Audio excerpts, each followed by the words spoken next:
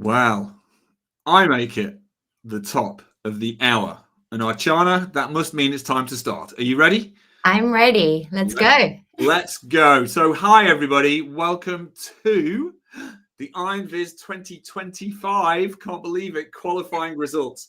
So, this is a live event. Thanks for joining us. And we're going to be announcing the results of the qualifier competition and revealing who the top 10 are and the 3 who are going to advance to the big event at Tableau Conference in San Diego, which it's only 12 weeks away. Crikey.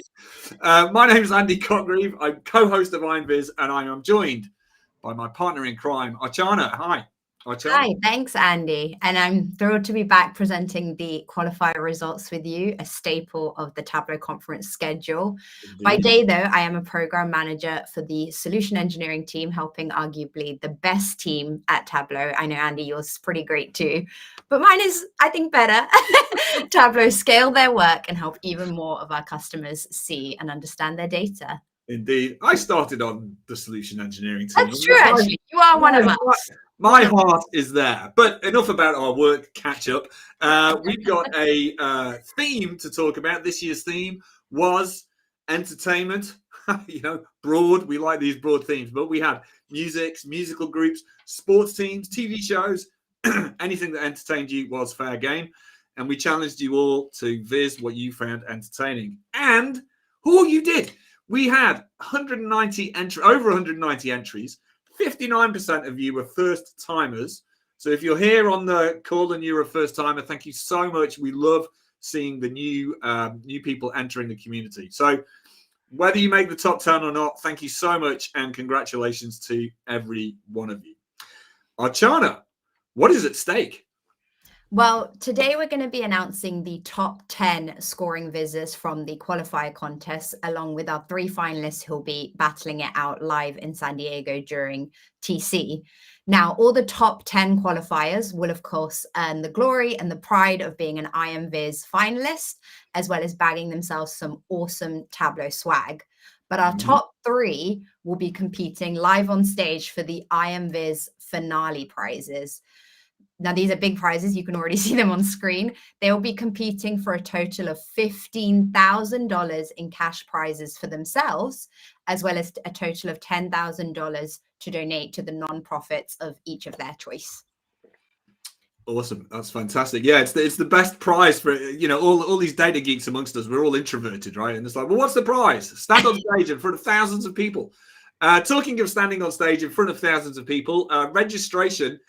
It's open today. The page is live. You can go and register right now. And if you stick around to the end of this live stream, we will be dropping a special discount code into chat, which will give you $500 off your price of a ticket, which is pretty cool. I'll just say hi to everybody in India and Singapore and everybody else who is tuning in at some crazy time of night, but data never sleeps, does it? So, Archana, before we get going, how did we get to the top 10? So, as always, just like the IronViz finale, each entry in our qualifier contest is also judged on the same criteria. It's analysis, design, and storytelling. I want to give a shout out and a thank you to all of our community judges who went through those hundreds of entries to select the top 10 today. It can't have been easy, and we'll be joined by a few of our judges later who'll be sharing their experience of being on the other side of the panel. So without further ado, let's get to our top 10. Are you ready? I'm ready. On behalf of everybody else, they're ready. We're 4 minutes in. Let's get going. Right. Here we go. I think you're the first one. I'm the first. Yeah, I've got the evens. I'm sorry. Here's the second page of qualified judges. So, thank you, everybody, for getting going. Right. Here we go. And number 10. Take it away, Archana. Number 10 is Jennifer Dawes with How I Met Your Mother. Love won, but fans lost. Congratulations. Yeah. Off you go, Archana. Yeah. So I've never actually watched How I Met Your Mother, but I love this viz anyway. I just loved how it used data story to explain why the final episode was such a letdown. I remember hearing about it at the time, obviously, but kind of seeing that look back with the context of actual data to back it up rather than just like the anecdotes that I was hearing from people. gave a lot of context that I didn't have. For me, the radar chart at the top is obviously a stunning piece of data artwork. And it's one of my favorite but excuse me, let me rewind that. While the radar chart at the top is a stunning piece of data artwork, one of my favorite vizzes in this dashboard is actually one of the simplest. It's a jitter plot that shows by episode ratings compared to the season average and then the overall average. And you can just like spot that dot for the final episode being like right low down instantly. It's like just so simple, and it just tells the story at a glance. Like, you don't need to know the show, you don't need to know what even the data is really about to just see that straight away. Yeah, fantastic stuff. And we all love a good plot, don't we? All right, well, congratulations, Jennifer. On to number 9. We are announcing the number 9 is the Bears of Brooks River from Sherry Bardsley. So congratulations, Sherry. I had a great time. I did not know there was a river in Alaska called Brooks River, and I did not know there were bears that get very fat there. So certainly the story itself was just really, really compelling, and I learned a huge amount. One of the things I love about this, well, we've got a jitter plot. You can see that right. But I like this chart, which is here. This is a stream graph showing the number of bears on the river each year or over the years. And it's a stream graph, which is just a brilliant visual metaphor, because it could have been a stacked area chart with a really dull and boring baseline axis flat on the x-axis, but it's a stream graph illustrating data about a river. So I love that. I also loved the really good extra context inside the tooltips. So you get a story of each of the bears. And yes, I did go and watch a lot of these bear videos to get to know them. So really, I just learned a huge amount. So loved it. Congratulations, Sherry. Over to number 8. You ready, Archana? Yeah, I would love to challenge the folks in the chat to come up with a word almost like onomatopoeia, where like the chart is showing the thing at the same time. How onomatopoeia is the sound of the word. A charter. Yeah. Oh, right. Right. Sorry. Now you've distracted. I'm not going to put Andy on the spot, and I'm not going to distract you, Andy. But I'll challenge. I'll challenge our chat folks to work on that one while we kind of chitter chatter away. Yeah, I'm so easily distracted. Look, here's number 8. Number 8 is Ricer with Jimmy Buffett's Margaritaville. I absolutely loved the tropical color scheme of Ricer's viz, especially right now in the UK. Here it's minus temperatures, so it's very, very cold. I'm sat here with my blanket. Andy's got his cup of tea. We are just trying to keep warm, so this was just like a nice reminder of the summer that's to come. And obviously we'll be in San Diego celebrating TC as well, so it just had that vibe. I know that pie charts can be pretty divisive, but I think the way Ricer has used them here to highlight different albums and songs, and use color instead of kind of the angle, kind of draws your attention to the darkest segments, which are the 2 most popular songs. And in particular, because the angle of the pie is equal, they just look like orange segments, kind of fitting with the tropical theme. So I just liked the theming of this was very consistent. Brilliant. I love. We don't see many Gantt charts. I love a Gantt chart done well, and I think the mix of color on here is fantastic. So excellent job. Let's all have some margaritas in San Diego to toast this one, shall we? Yes. It's the plan. Number 7, we're going to the music industry. It's Dara Murray with his Hit Machines, comparing Pitchfork's 2020-10 and 2022 top 100 rankings. It's had one of the best analyses I've seen in many IMVIS entries. So it's a story, basically. Pitchfork did top 100 tunes in 2010, and then they did it again in 2020. And how did trends change? And some songs disappeared from one to the other. Now, what's the core chart? It's a chord diagram. Another one of those controversial chart types. Really hard to read until you put the time in to understand what the chord diagram is showing, and then poof, it's like just it's like an opening up of really clever insights. So really nice chord diagram here.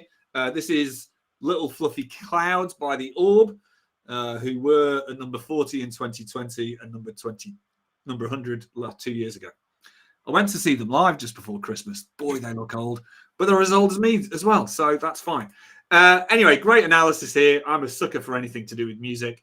And Dara goes into a lot of depth about what might have created some of these changing trends. So really fascinating stuff. So congratulations, Dara. Made me feel old. Number 6. Ochana. Number 6 is The Boom of Latin Music by Diego Parker. For this one, I just want to shout out Diego for putting together the Latin IMViz playlist. It's linked in his dashboard because it was the soundtrack while I was looking through all of my dashboards. So it's a really, really good playlist. So for that alone, I thank Diego. But in particular, this viz explores the boom of Latin music on the global stage and uses data from the Billboard charts, Spotify, and local radio stations to tell the story of glocalization. Now, when I saw that, I thought it was an unfortunate typo, and I was just like, oh no, Diego, what have you done? But it's actually a really interesting phenomenon where streaming platforms have actually bolstered rather than diluting kind of local music or music in different languages. So I learned a new word thanks to Diego's viz as well. And I'm not sure if the IMViz rules allows 2 entries, but I think Diego's viz, if you didn't notice in the top corner, he's translated his entire viz into Spanish. So you can see it kind of in both languages. And I think it's just a great little addition as well. But unfortunately, you can't get 2 places in the top 10. That wouldn't be fair. That might be controversial at some point. All right. Are we ready to move on? I'm going to sing a song. There once was a ship that went to sea. The name of the ship was the Billiard Tea. That's probably all you need. Number 5, it's Anne Pregler's brilliant analysis of the phenomenon that was Wellerman in 2020. So this was the 1-minute long sea shanty that went bananas in 2020 in the height of COVID, led millions and millions of views and a 3-record deal as a result of it. And I think Anne's done a fantastic job here. There's some great things here, right? First of all, Anne's looked at how did this song go viral and why musically are sea shanties such perennial popular things, including why it was a popular thing to hit in the middle of COVID when we were all stressed.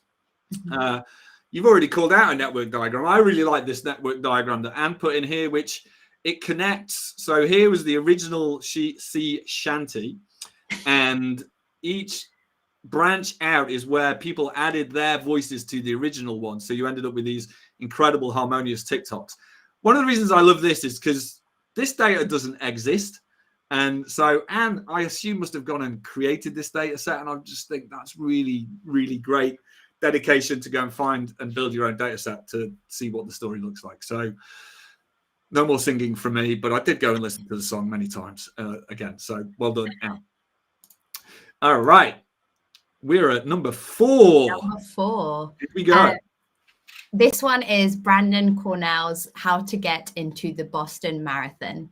So Brandon's viz explores the 3 most common ways to enter the Boston Marathon, which, if for those of you not in the know, is one of the most competitive in the world to enter.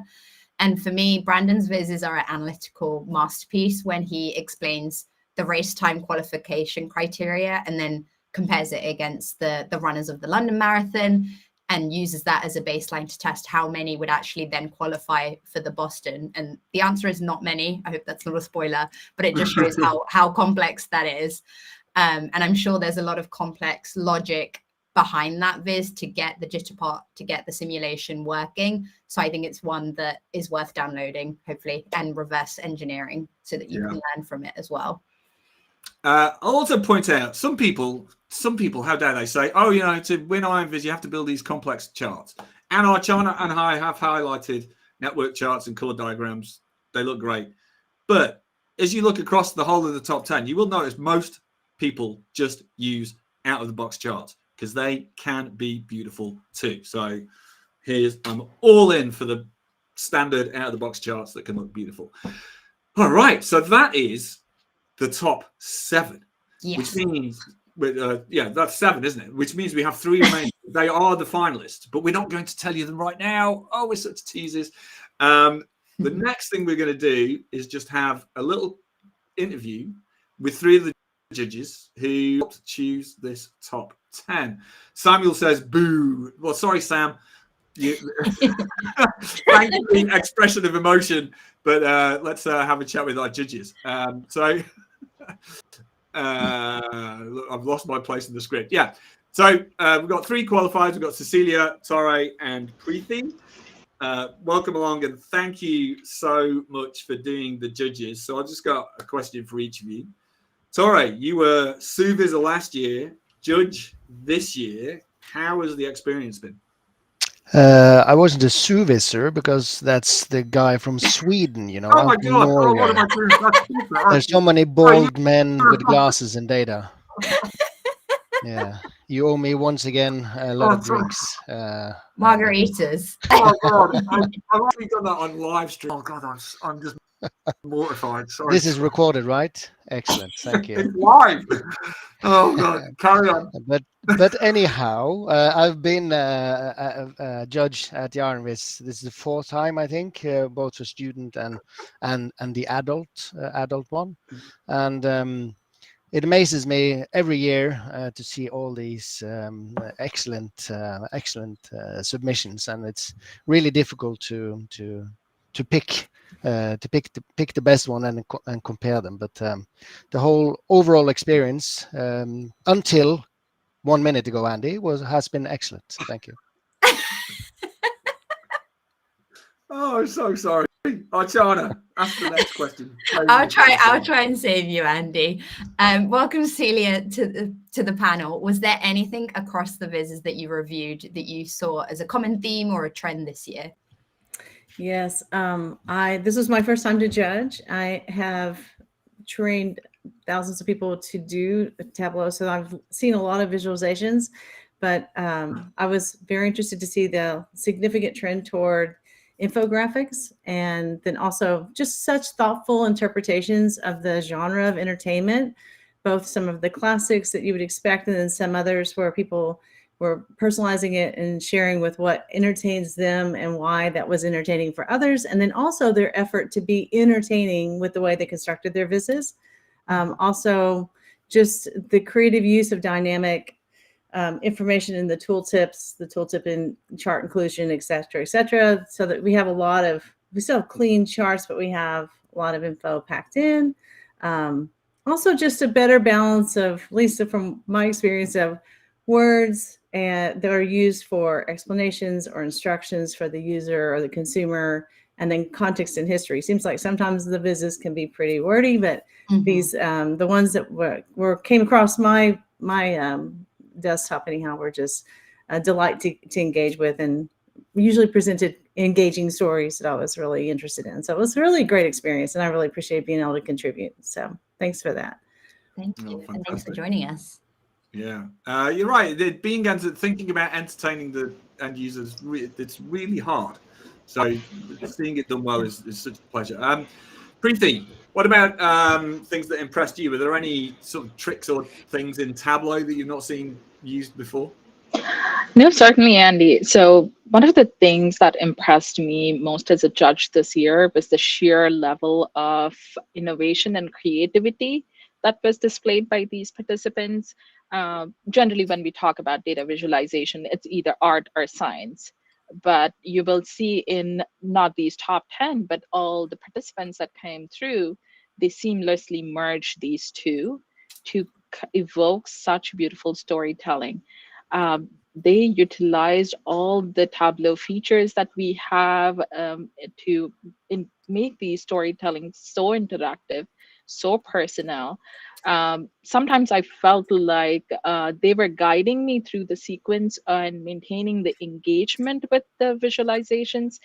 That was unique for me. And as Celia had said, like the capabilities of using color, design, your data's impact, it was not only informing you but evoking that emotional response. We literally saw, Andy, that with one of the visits you had that response, right? I am old. No, that is not the response, but it gives you that emotion and feedback. I would say they also, some of the visits had real-time data feeds in them, and it was so seamless on Tableau Public, and there was no lag or performance issues. So I was blown away by all the creativity and all the tools and techniques that these participants use to build these visits. Brilliant, brilliant. Tora, what about the 3 criteria? Which do you most enjoy judging out of analysis, storytelling, and design? As a wannabe Suviser, I love obviously all of them. But it's just like when you watch The Voice. You see the judges, they push the button straight away when they hear the first tone, and that's also when I open up the dashboards, and you immediately realize this is something that you really love. So the storytelling and what gets you drawn into it.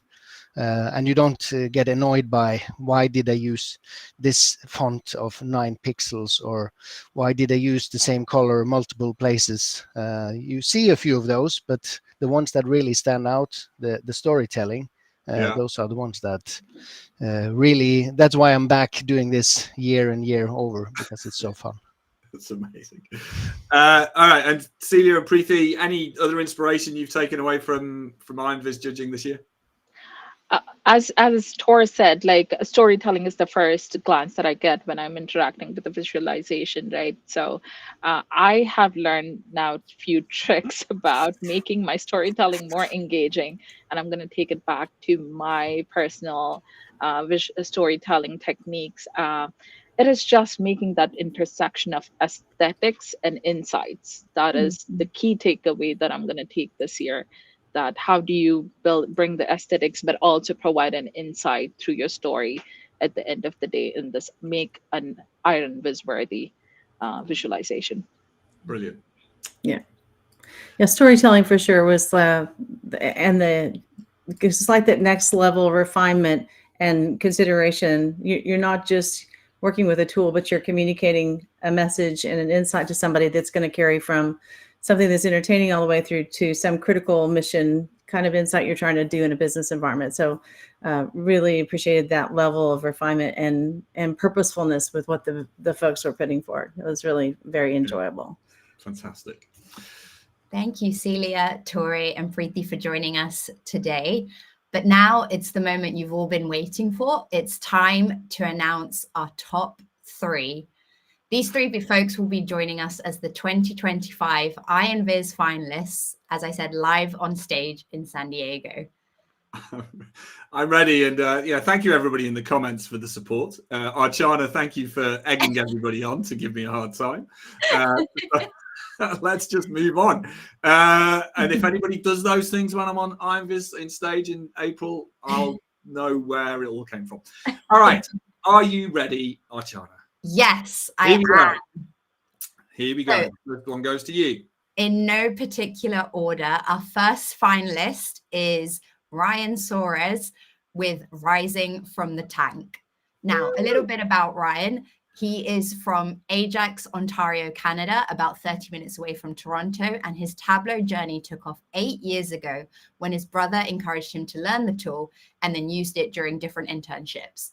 He's participated in community initiatives like Makeover Monday to further develop his skills and hone his Tableau craft. Now, data visualization is a hobby of his, and he is actively involved in the Tableau community. That is cool. And this was Ryan's 5th time entering IronVis. Dogged determination comes through, and he knew exactly what he wanted to do in this theme because, he has a crocheted moose on his desk from the company Woobles, who happened to be one of the big successes of the Shark Tank. Archana, just give us your comments on the Viz first, and I'll add something else. Yeah, sure thing. I really liked, I think it's the chord diagram showing the way the different sharks invest together and which ones are more likely to invest in kind of pairs, and then the bubbles showing which one, which deals are bigger and how they stand out with their individual amounts as well. So I love that feature. Yeah, that is a fantastic chord diagram. I really liked this viz, which you have to button to get this one, but this shows the impact on each of some of these businesses that were featured on Shark Tank. Now, the reason I like this so much is because Ryan didn't have access to the actual sales data for these organizations, so he's used Google search data instead, which is a really dedicated and clever way of finding proxy data to get an analytical answer. So I think what you've done there, Ryan, is just fantastic. So I don't know about you, Archana. I also spent about 20 minutes watching lots of the highlighted Shark Tank videos, all in the name of work. So congrats, Ryan. All right, I get to say number two. Number two is from Screen to Scene, and that is from Catherine McCrindle. So Catherine is from a small town on the west coast of Scotland, but has been living in Belgium, working with BizStory for the last 6 years. She's also been working with Tableau for 8, but the brilliant thing is she's a first-time entrant. And her winning entry was all about Outlander. And yeah, you are, John. Yeah, for this viz, she shared that she started by brainstorming with ChatGPT, focusing on themes that felt close to home. She wanted to create something more meaningful and authentic, so chose a Scotland-themed viz, exploring the impact of the show Outlander on Scottish tourism, allowing her to combine two things she's passionate about and let her creativity shine. For me, again, kind of similar to the very first viz we shared, I've not actually seen or read Outlander myself, but again, this viz does a great job of first contextualizing the popularity and the critical success of the show before delving into the real world impact that a show like this, and I'm sure many others, have on the tourism industry of the locations that it's set in. In particular, in terms of Tableau skills, I really liked dynamic zones to utilize the space, and specifically there's an example with expanding charts and pagination that I think is worth shouting out. Yeah, absolutely. I too had never even heard of Outlander. I really like this cumulative chart showing where Outlander is in relation to all other TV shows on IMDb. It's really simple, and it's just also really, really effective. So, Catherine, congratulations. We look forward to seeing you with the other two on stage. And our final one, remember these are in no particular order, but Archana, who is our final finalist? Yeah, our third finalist is Bo McCready with One Hit Wonders. Bo grew up in Whitewater, Wisconsin, and currently lives in Austin, Texas. He has been using Tableau since 2012, when his boss bought him a license and told him to go play around with it. Fast forward 6 years to 2018, where Bo started engaging more with the Tableau community, and this transformed his career, sparking new opportunities and connections he never dreamed possible. That's fantastic. Sorry, I just saw a very funny comment. This is Bo's 7th entrance into IronViz. So he's, that is a lot of entries, and this is his 4th time in top 10. So, a few years ago, he worked on a project called One Hit Wonders, but he felt it was time to update that into the theme of entertainment this year. And it's a really good viz. It's an analysis of One Hit Wonders. Really, really detailed. There's some analysis I've always wanted to see, such as hear about how quickly songs get to number 1 and then drop off. So I think that's a really clever piece of work. There's this little dude who helps with little overlays on how to read and use the dashboard. And there's just some really deep analysis about cultural trends, music listening trends that go on to things. Also, playlist. I don't know if you're listening to it, Archana, but a One Hit Wonders playlist. I do have a disagreement that Dexy's Midnight Runners, Soft Cell, not One Hit Wonders in the UK, but perhaps in the US. But Bo, it was awesome. Really, congratulations. Archana, any thoughts?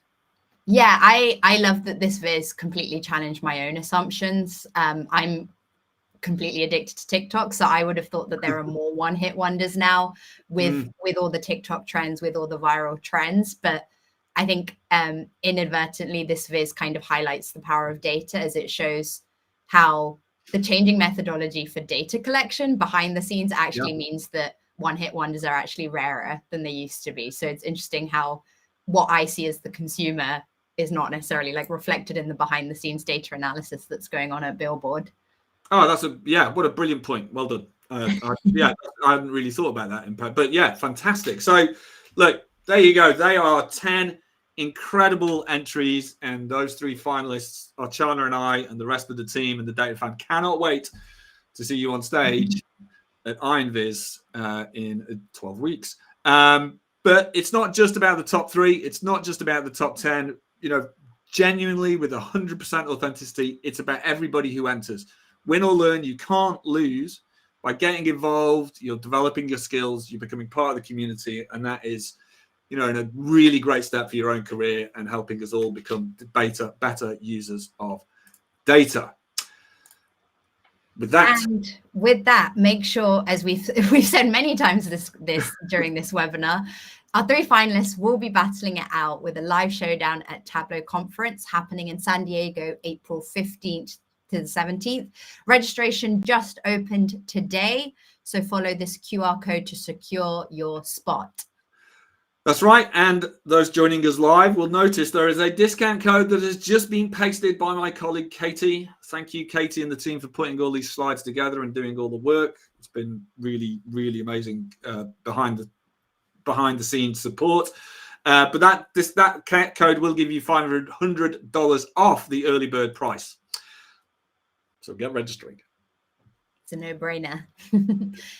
I want to thank all of you for joining us. Andy, I want to thank you for co-hosting with me. And I want to thank our panelists, our guest judges, for sharing their experience of the behind the scenes of the Qualifier contest with us today. Indeed. Yeah. Thank you all very much. Tore, I hope you can bring yourself to forgive me for my faux pas. But do tell us what you've thought about the faux pas, but everything else on socials. Use the hashtag IronViz. And we will see you all at Tableau Conference. Whew.